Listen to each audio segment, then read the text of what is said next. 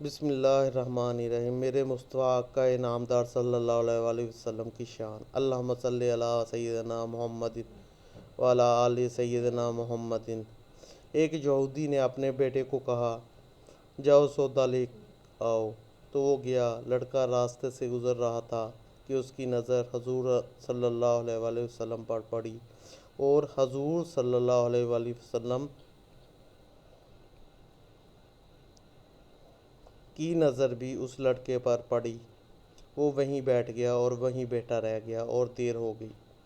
وہ یہودی کبھی اندر جاتا، کبھی باہر آتا کہ لڑکا کہاں رہ گیا، آیا نہیں ابھی تک۔ سورج غروب ہو گیا، مغرب کی نماز ہو گئی۔ شام کو گھر گیا، باپ نے پوچھا، ارے نادان، اتنی تاخیر کی؟ باپ بہت غصے میں کہ بڑا نادان اور پاگل ہے، میں نے کہا تھا جلدی آنا، تم اتنی دیر کر کے آئے ہو، اور تمہیں سودا لینے بھیجا تھا، تم خالی ہاتھ واپس آ گئے ہو، سودا کہاں ہے؟ بیٹا بولا، سودا تو میں خرید چکا ہوں۔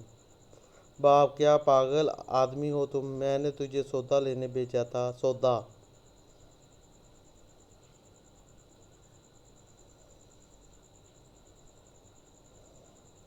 تمہارے پاس ہے نہیں، اور کہتا ہے خرید چکا ہوں۔ بیٹا کہتا ہے، ابا یقین کریں، سودا خرید آیا ہوں۔ باپ بولا، تو دکھا کہاں ہے؟ بیٹے نے کہا، کاش تیرے پاس وہ آنکھ ہوتی تو تجھے دکھاتا۔ میرا سودا کیا ہے میرے بابا، میں تمہیں کیا بتاؤں، میں کیا سودا خرید لایا ہوں۔ باپ نے بولا، چل چھوڑ، رہنے دے۔ وہ لڑکا روز نبی رحمت صلی اللہ علیہ وآلہ وسلم کی خدمت میں بیٹھنے لگا۔ وہ یہودی کا اکلوتا بیٹا تھا، بہت پیارا تھا، اس لیے کچھ نہ کہا۔ کچھ دنوں بعد لڑکا بہت بیمار ہو گیا۔ کافی دن بیمار رہا، اتنا بیمار ہوا کہ کمزوری اتنی ہو گئی، کروٹ لینا مشکل ہو چکی تھی، اور پھر قریب المرگ ہو گیا۔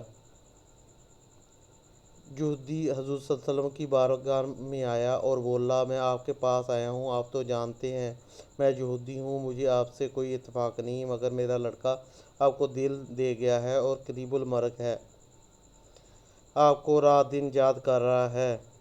کیا ممکن ہے آپ اپنے اس دشمن کے گھر آ کر اپنے عاشق کو ایک نظر دیکھنا پسند کرو گے؟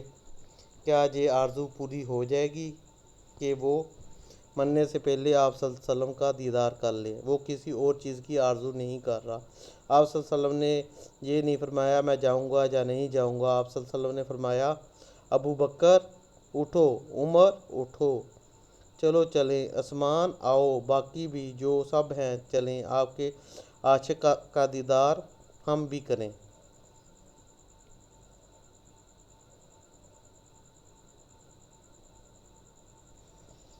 اپنا دیدار اس سے دیتے ہیں، آخری لمحہ ہے، آنکھیں بند کرنے سے پہلے اسے ہم کچھ دینا چاہتے ہیں، چلو چلتے ہیں۔ یہودی کے گھر پہنچے تو لڑکے کی آنکھیں بند تھیں۔ حضور صلی اللہ علیہ وسلم کا سراپا کرم ہی کرم ہے۔ لڑکے کی پیشانی پر آپ صلی اللہ علیہ وسلم نے اپنا دست اقدس رکھا، لڑکے کی آنکھیں کھل گئیں، جیسے زندگی لوٹ آئی ہو، جسم میں طاقت آ گئی، ناتوانی میں جان آ گئی، آنکھیں کھول لی، رخ مصطفیٰ صلی اللہ علیہ وآلہ وسلم پر نظر پڑی، ہلکی سی چہرے پر مسکراہٹ آئی، لب کھل اٹھے، مسکراہٹ پھیل گئی۔ حضور صلی اللہ علیہ وسلم نے فرمایا، بس اب کلمہ پڑھ لو۔ لڑکا اپنے باپ کا منہ تکنے لگا تو وہ یہودی بولا، میرا منہ کیا تکتا ہے، ابو القاسم محمد بن عبداللہ صلی اللہ علیہ وسلم جو کہتے ہیں کر لو۔ لڑکا بولا، یا رسول اللہ صلی اللہ علیہ وسلم، میرے پاس تو کچھ بھی نہیں۔ آپ صلی اللہ علیہ وسلم نے فرمایا، بس تم کلمہ پڑھو، میں جانوں اور جنت جانے، تم میرے ہو جاؤ، جنت بھی تو میری ہے، جنت میں لے جانا یہ میرا کام ہے۔ لڑکے نے کلمہ پڑھا، جب اس کے منہ سے نکلا محمد رسول اللہ، روح باہر نکل گئی، سینے کا نور اندر چلا گیا، آنکھیں بند ہو گئی، لب خاموش ہو گئے۔ اس لڑکے کا باپ وہ یہودی بولا، محمد صلی اللہ علیہ وسلم میں آپ دونوں کا مخالف ہوں، اس لیے یہ لڑکا میرا نہیں رہا، اب یہ اسلام کی مقدس امانت ہے، کاشانہ نبوت صلی اللہ علیہ وسلم سے اس کا جنازہ اٹھے تب بھی اس کی عزت ہے، لے جاؤ اس کو۔ پھر آپ صلی اللہ علیہ وسلم نے فرمایا صدیق اٹھاؤ، عمر اٹھاؤ، عثمان آگے بڑھو، بلال آؤ تو صحیح، علی چلو دو کندھا، سب اٹھاؤ اسے۔ آقا علیہ السلام جب یہودی کے گھر سے نکلے تو یہ فرماتے جا رہے تھے، اس اللہ کا شکر ہے جس نے میرے صدقے سے اس بندے کو بخش دیا، اس اللہ کا شکر ہے جس نے میرے صدقے سے اس بندے کو بخش دیا۔ اللہ اکبر، کیا مقام ہوگا اس عاشق کی میت کا جس کو علی، عثمان، ابو بکر و صدیق، عمر بن خطاب، بلال حبشی رضی اللہ تعالی عنہ جیسی مشہور شخصیات کندھا دے کر لے جا رہے ہوں، اور آگے آگے محمد صلی اللہ علیہ وآلہ وسلم قبر تیار ہوئی، قبر تیار ہوئی، کفن پہنایا گیا، حضور صلی اللہ علیہ وسلم قبر کے اندر تشریف لے گئے، قبر میں کھڑے ہوئے اور کافی دیر کھڑے رہے اور پھر اپنے ہاتھوں سے اس عاشق کی میت کو اندر اتارا۔ آپ صلی اللہ علیہ وسلم قبر کے اندر پنجوں کے بل چل رہے تھے، مکمل پاؤں مبارک نہیں رکھ رہے تھے۔ کافی دیر کے بعد آپ صلی اللہ علیہ وسلم قبر سے باہر آئے تو چہرے پر تھوڑی زردی چھائی تھی، تھکن محسوس ہوئی۔ اللہ غنی، صحابہ پوچھتے ہیں حضور صلی اللہ علیہ وسلم یہ کیا ماجرا ہے؟ پہلے تو یہ بتائیے آپ صلی اللہ علیہ وسلم نے قبر میں پاؤں مبارک مکمل کیوں نہیں رکھا؟ آپ صلی اللہ علیہ وسلم پنجوں کے بل کیوں چلتے رہے؟ تو آقا کریم صلی اللہ علیہ وسلم نے فرمایا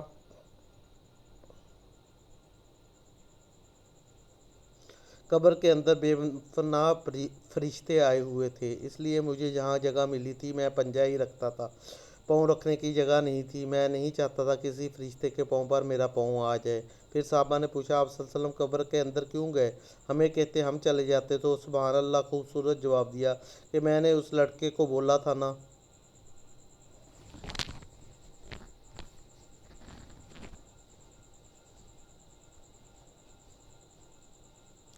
تیری قبر کو جنت بناؤں گا، تو اب اس قبر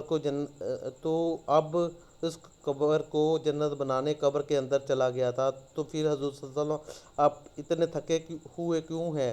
تھکا اس لیے ہوں کہ فرشتے اور حوریں اس عاشق کے دیدار کے لیے آ رہے تھے اور میرے وجود سے لگ لگ کر گزر رہے تھے، ان کی وجہ سے تھک گیا ہوں۔ سبحان اللہ۔